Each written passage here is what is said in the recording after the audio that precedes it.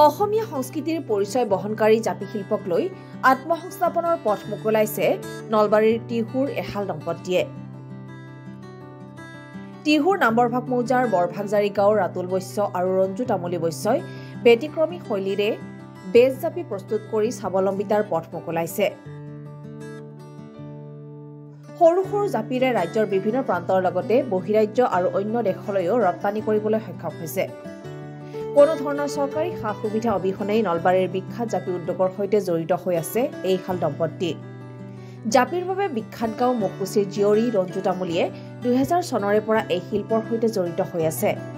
বিবাহৰ পিছতো নলবাৰীৰ টিহুৰ বৰভাগজাৰীত কল্পতৰু ষ্ট'ৰ এণ্ড বেম্বো ক্ৰাফ্টৰ জৰিয়তে জাপি উদ্যোগটো গঢ় দি আগবঢ়াই নিছে। এই ক্ষেত্ৰত সমানেই সহায় আগবঢ়াইছে স্বামীয়ে।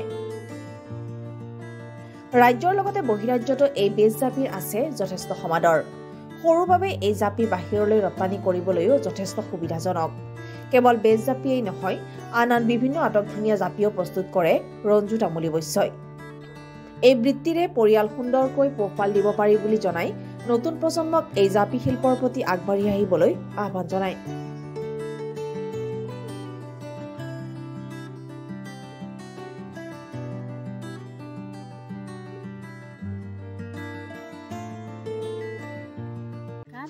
মোৰ নাম শ্ৰী ৰঞ্জু তামুলী বৈশ্য। মই এই শিল্পটোৰ লগত জড়িত হৈ আছোঁ 2000 চনৰ পৰা। আৰু মোৰ মাৰ ঘৰ মুকুচি, তাতে মই আগতে বনাইছিলোঁ। তাৰে লগতে ইয়াত বিবাহ হৈ আহিলোঁ। বিয়া হৈ অহাৰ পিছত আৰু ইয়াতে এই কৰ্মটোৰ লগত জড়িত হৈ আছোঁ। জাপিটো যথেষ্ট সৰু, সকলোতে নিয়াৰ কাৰণে সুবিধা হয়। বেজৰ কাৰণে এই বস্তুটো প্ৰয়োগ কৰা হয়। সেইকাৰণে এই বস্তুটো মই বনাই আছোঁ আৰু ইয়াৰ পৰা মই বহুতো লাভান্বিত হৈছোঁ। এইবিলাক বহুত ঠাইলৈ গুচি যায়, কানাডা বা পুনে, বহুত ঠাইলৈ লৈ যায়। মানে নিয়াৰ কাৰণে যিহেতু সুবিধা, বেগ এটাতো তাৰমানে বহুত জাপি নিব পাৰে, 100টা 200টা এনেকুৱা ধৰণৰ জাপি নিব পাৰে।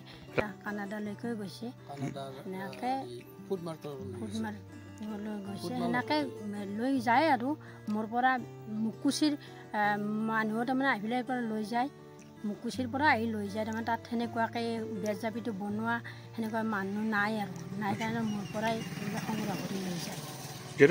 ক্লাছ 8 মানৰ পৰা মই এই জাপিটো মই শিকিছোঁ। মোৰ দেউতাৰ পৰা শিকিছোঁ।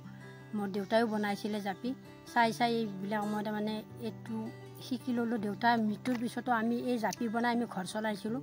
মই বিশেষ আৰ্থিক পোৱা নাই, চৰকাৰৰ ফালৰ পৰা কোনো পোৱা নাই এতিয়ালৈকে। এই বেজ জাপিটো মানে 2 ধৰণৰ বিক্ৰী কৰা হয়। এটা চাধা, মানে ফিনিচিং নকৰাকৈ, সেইটো মই 30 টকাকৈ দিওঁ একোটাত। আৰু যদি মই ফিটিং কৰি দিওঁ তেতিয়া হেৰি হয় 37 টকা হৈছে।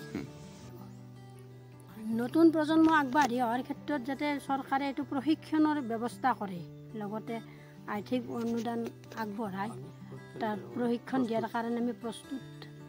সেইটো যাতে চৰকাৰে এইটো যোগাযোগ কৰি এইটো সুবিধা কৰি দিয়ে, আমাকো উপকৃত কৰে।